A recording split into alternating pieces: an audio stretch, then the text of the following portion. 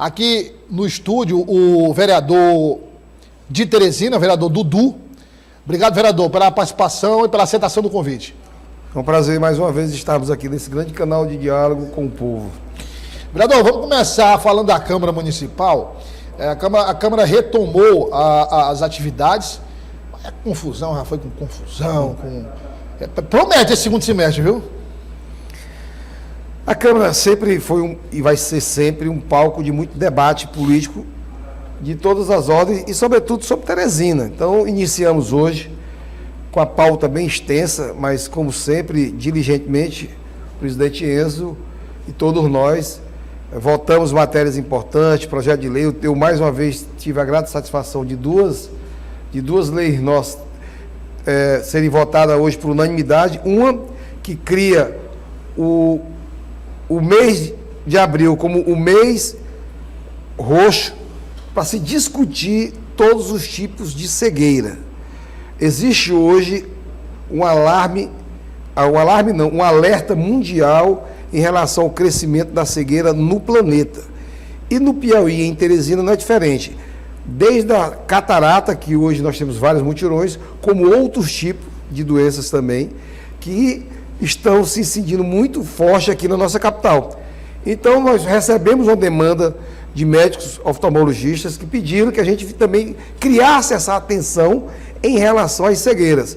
E hoje foi votada em segunda votação esta nossa lei e que, se Deus quiser, sancionada, teremos aí um mês de abril, um mês todo de discussão para que a gente possa prevenir a cegueira. E uma outra lei também, Douglas, me permite, existe em Teresina hoje um calendário de eventos religiosos que são marcas da capital. Vou dar aqui um exemplo, a Marcha para Jesus, iniciada lá pelos evangélicos, mas hoje ela é uma marcha que abrange várias religiões e a população como um todo. Então ela é coordenada pelos evangélicos, mas hoje se tornou um patrimônio imenso e imaterial da cidade. Caminhada da Fraternidade é o mesmo exemplo, iniciou lá atrás com o padre Toni, com a Igreja Católica, mas também hoje ela faz parte de uma discussão e uma reflexão na nossa cidade, no nosso estado e no nosso país. E hoje também eu propus, a pedido de alguns padres amigos nossos, que a gente tornasse a procissão de Corpus Christi um bem imaterial também da cidade, para que a gente possa dar também a essa grande manifestação religiosa católica, que tem um dia nacional de feriado, para que o povo possa fazer essa reflexão, sobretudo nós católicos. E hoje eu tive a grata satisfação de ter sido votado também a procissão de Corpus Christi como um bem imaterial da cidade. Se Deus quiser, será votada a segunda votação e se tornará lei. E isso faz com que mais esse evento da comunidade católica possa agregar a nossa cultura, a nossa religiosidade, a nossa forma de expressar, que é pacífica, que é do povo de Teresina. Vereador, vamos falar um pouco aqui da eleição do ano que vem, mais especificamente falar sobre as prévias do PT, que já se tornaram uma novela e que tem muitos petistas com os quais a gente conversa, e eles demonstram uma certa preocupação, porque no alongamento dessa discussão, se fala muito, mas o PT é assim mesmo, essa discussão, mas tem que chegar uma hora de decidir, tem que chegar uma hora que a decisão tem que ser tomada, até porque, quando a gente conversava na FM O Dia, no jornal Dia no Ar, a gente comentava o seguinte, o senhor falava que, olha, é o primeiro passo, né? Quer dizer, muita gente fica pensando que terminada essa discussão no PT, é como se fosse uma eleição ganha, e não é o primeiro passo. Tem federação, depois tem a base aliada, tem uma série de passos que o PT tem que dar até a eleição propriamente dita, campanha eleitoral, enfim. O senhor acha que ainda é possível se chegar a um consenso? Olha, e estou trabalhando para que a gente possa chegar a esse consenso. E existe hoje várias interpretações, e eu acredito que o PT, com muita maturidade, também vai sair desse imbróglio fortalecido. Vou dar aqui um exemplo. Existem várias formas de você sondar ali quem é o melhor nome para representar uma agremiação. O PT é um partido forte, o PT é um partido que governa o Brasil, governa o Estado. Rafael hoje goza de uma credibilidade nunca vista antes, sobretudo no pouco tempo de sua gestão, apenas 6 meses, 7 meses, e você já tem aí um governador com aprovação de 75% da sua gestão na população de Teresina, do Piauí. Então isso mostra que a gestão está em sintonia. E obviamente que Teresina é o principal colégio eleitoral, onde o PT sempre discutiu. Agora eu costumo dizer sempre que nós temos um campo político. Campo político esse que faz parte do prefeito Pessoa, faz parte do MDB, faz parte dos outros partidos. E a gente não pode ficar focado numa disputa do PT, porque às vezes eu brinco com o Magalhães e com o próprio Franzé, com o Fábio Novo, dizendo que às vezes as pessoas pensam que depois de discutir quem é o nome, vamos agora montar o governo. Só tem gente que está imaginando até isso dentro do PT. Agora discutiu, definiu, pronto, vamos montar o governo. E não é assim. Tem muita coisa para ser discutida. A estratégia eleitoral está iniciando agora. Agora, é óbvio que no PT tudo tem debate e tem discussão. Agora, por exemplo, há entendimentos que, na minha opinião, são entendimentos equivocados, como, por exemplo, quem decide? Diretório. Como é que decide? Pelo voto, se não tiver consenso. Sim, mas vamos só recuar um pouco, porque, por exemplo, no encontro do PT, o governador Rafael Fonteles foi muito incisivo quando ele falou da importância da pesquisa eleitoral. E a informação que se tem é que 3 pesquisas vão ser realizadas no mês de agosto, pesquisas por institutos diferentes, em períodos distintos, para se ter uma ideia, aí são pesquisas quantitativas e qualitativas, para se ter uma ideia de quem está melhor.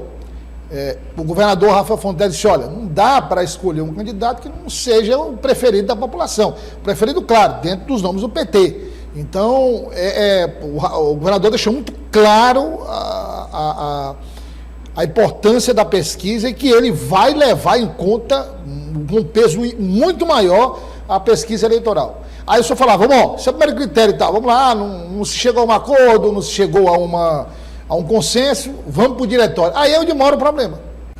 A questão é, pode mudar, não pode mudar, quem vota, quem não vota? Assim, a pesquisa, quando o governador Rafael coloca, inclusive foi colocado 3, vamos chamar de critério. Primeiro, aglutinação de força política, lideranças. Segundo, pesquisa, que essa a maior importância é porque o povo está dizendo. E quem vota não é só o PT que vota em 24, no dia 3 de outubro. Quem vota é a população, que é quem elege aquele nome. Então, por isso que o governador Rafael, com muita sapiência, coloca dessa forma. Precisamos auscultar a população, ver qual é a sintonia que a população quer para representar o PT lá em 24. Ponto. E eu concordo também com esse ponto como sendo um ponto importante. Agora, no final, quem homologa a candidatura, quem faz a coisa acontecer juridicamente, eleitoralmente, legalmente, é o partido. E o PT não vai abrir mão dessa primícia e dessa prerrogativa de decidir. Agora, o que é que nós estamos trabalhando? Com consenso. Agora, existe, por exemplo, são 45 membros, com mais o líder da bancada, 46, que, no final, se não tiver consenso, vota. Aí existe hoje... O líder da bancada, quem é o líder da bancada? Sou eu. É o líder da bancada de vereadores. De vereadores. Esse é o critério, né? Nosso grupo tem, dos 45 votos, nós temos 8, com mais o líder da bancada, que sou eu, nosso grupo, meu grupo político, dentro do PT de Teresina, somos 9 votos no diretório. Mas quando o senhor fala 45, e se inclui o líder, não, o líder está fora. É 46 com o líder. Com o líder, 46. 46. O líder vota só em caso de empate ou ele vota não, mesmo? Vota, é um voto nominal como presidente também, né? O voto de então Minerva. são 46. 46 e 13 no executivo. Dos 13 nós temos 4. O que é que acontece? Qual é a polêmica que está acontecendo? A direção nacional prorrogou os mandatos. Nós teríamos eleições agora em outubro. Foi prorrogado para 2025. Todos os mandatos da direção nacional, direção estadual e direção municipal foram prorrogados para 25. Tem gente que vai mudar. Não pode mudar, porque a resolução diz o seguinte: você só vai mudar um membro se tiver consenso. Óbvio. O Dudu, eu sou do diretório. Não pude votar porque eu adoeci. O suplente da minha chapa, o suplente da minha corrente vai lá e vota. para mim manter o mesmo tamanho, que são 9 votos lá. Suplente que também foi eleito. Que foi eleito, diretório lá na chapa. Do Magalhães, do mesmo jeito. Qual é a polêmica? O Magalhães tem um entendimento que, na minha opinião, está equivocado, errado, e não vai acontecer, de que ele pode mudar membros porque não estão mais com ele. Ora, se fosse assim, você não tinha uma direção. Você tinha cacique.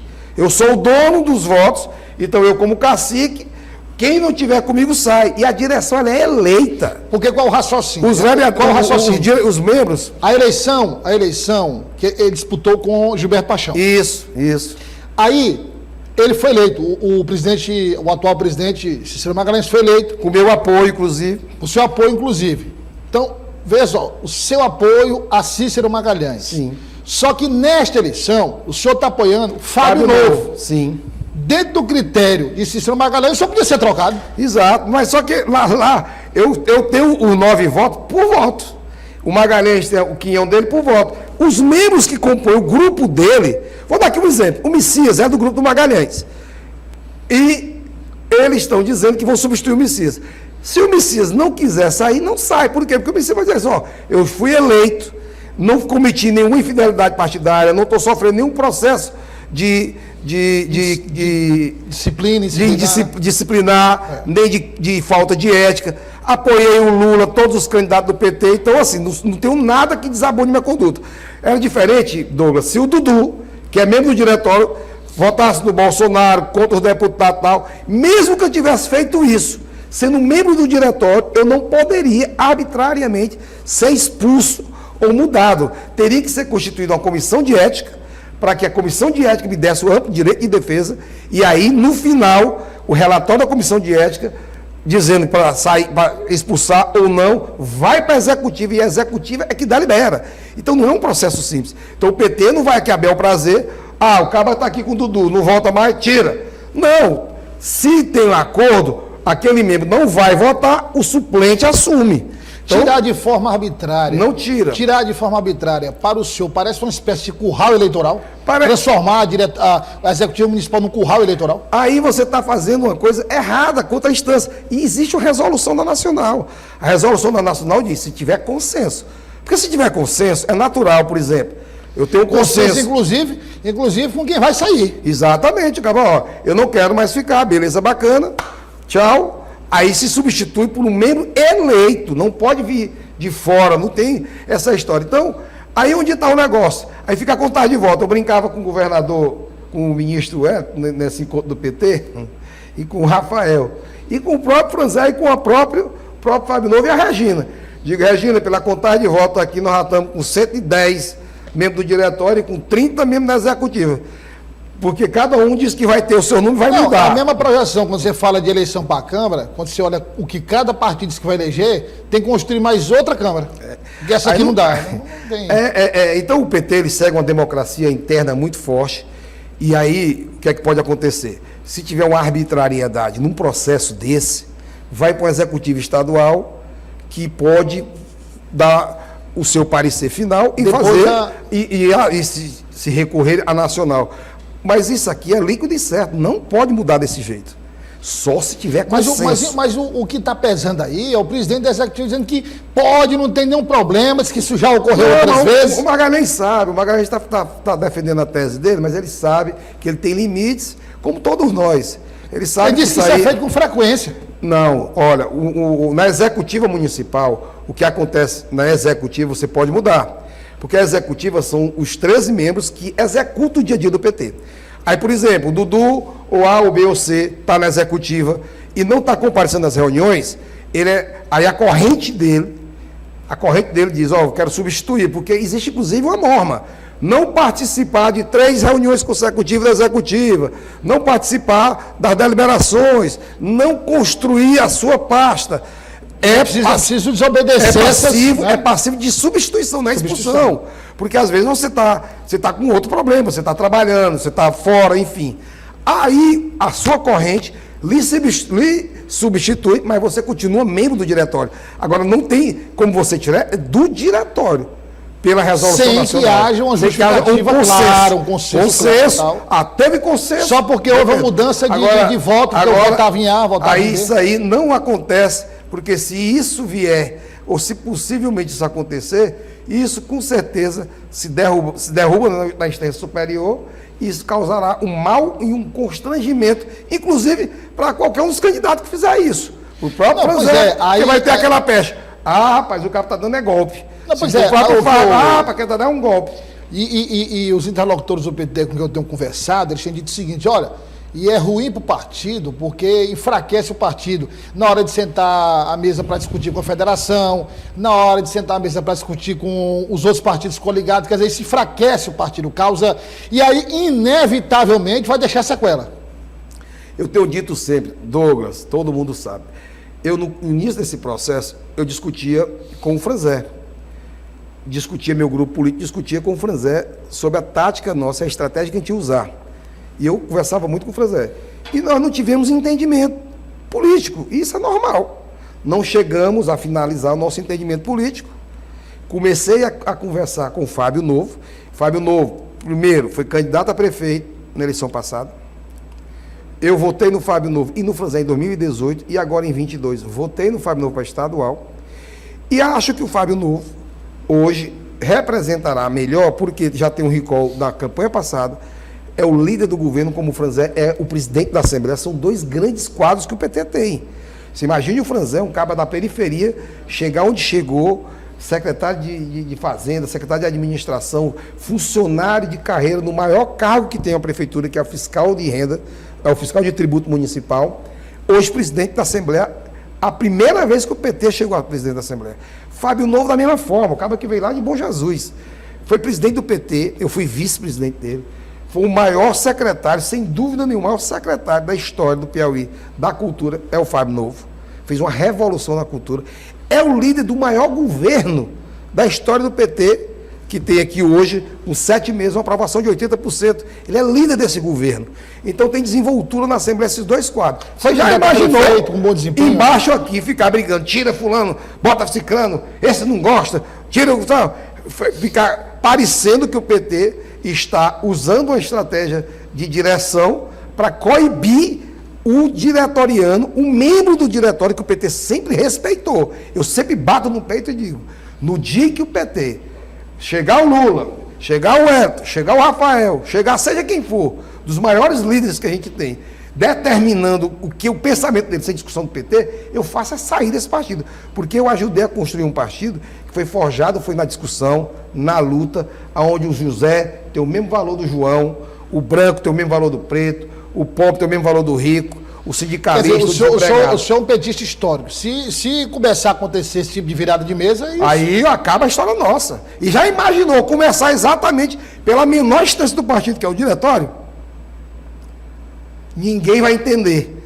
Aí dizer, olha, quando vocês falavam que tinha um golpe da Dilma, deram um golpe na Dilma, o diretório agora estão dando golpe na direção do partido. Isso não vai acontecer. Por isso que eu acredito, Douglas, que nós vamos chegar no entendimento. Tanto o Franzé como o Fábio Novo são dois homens maduros e sabem que representar não é representar o PT.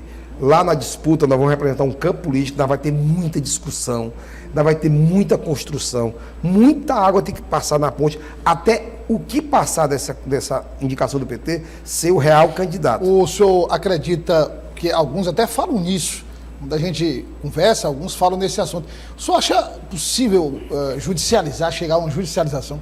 Não, porque tem instância superior que pode barrar uma...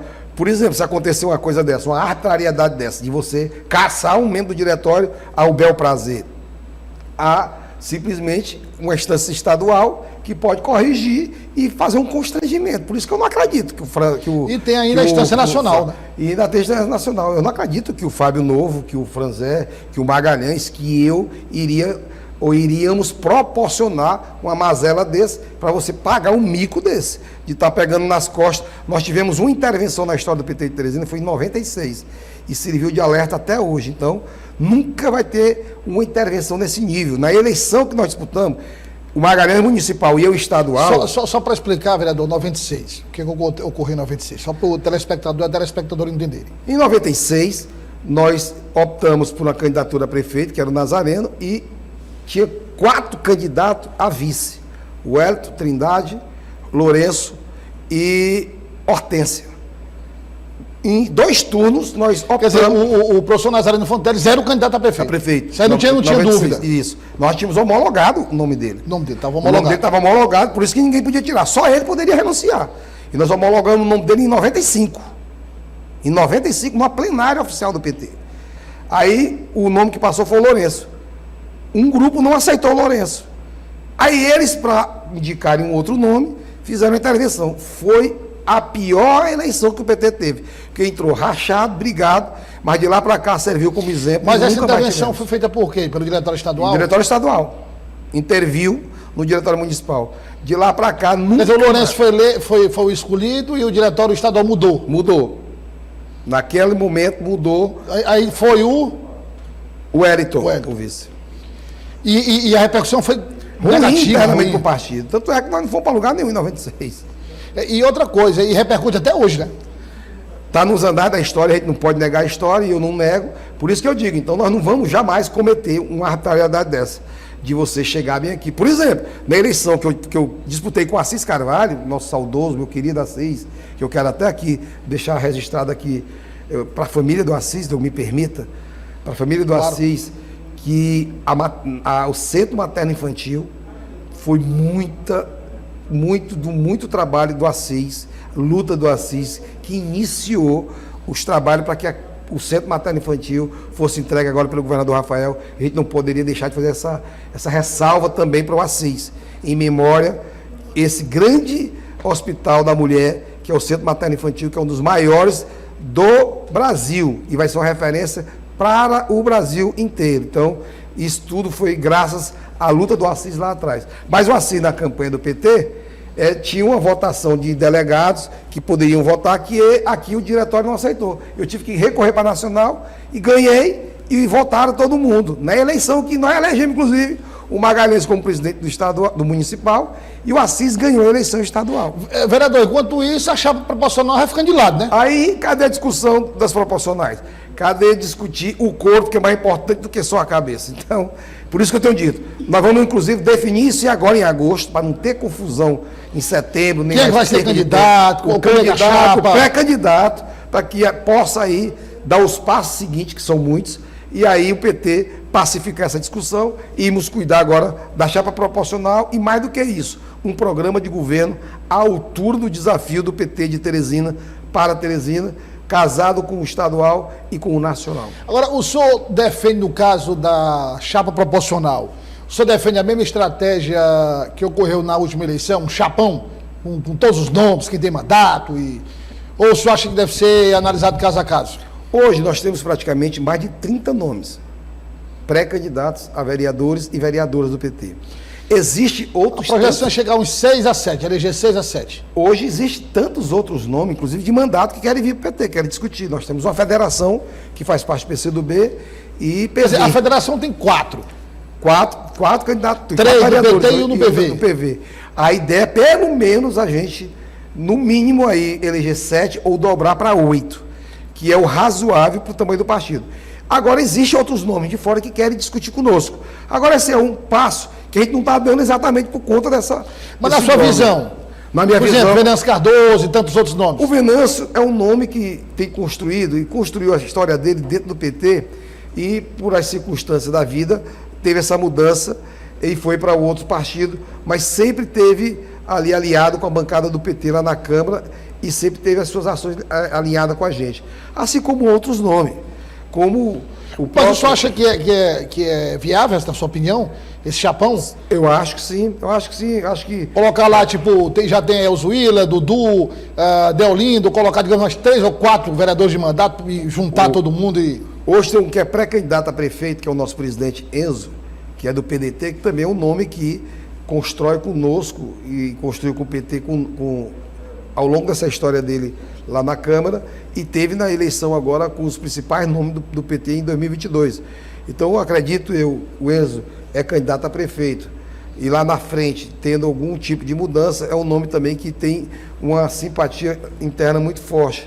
É uma pessoa que tem uma história muito bonita também, assim como o Venâncio. E assim nós vamos discutir com os outros, mas nós temos hoje já um número suficiente. Eu defendo que a gente fortaleça esses nomes que hoje já se colocam, tem mais de 30, Então, por que você vai buscar nome de fora se tem mais de 30 querendo ser candidato? Então, uma coisa era não ter número suficiente. Nós chegamos agora para governo do Estado, nós não tínhamos 31 candidatos a deputado estadual. Tivemos menos, tivemos 26, se eu não me engano. Então, nós temos hoje mais de 30 candidatos e pré-candidato a vereador. Vamos, como diz o ditado popular, fortalecer, bombar essas candidaturas para o PT sair fortalecido e eleger aí 7, 8 vereadores em 24. Obrigado, vereador, pela presença. Um prazer recebê-lo aqui. É sempre uma honra e um prazer estar aqui e sempre às ordens.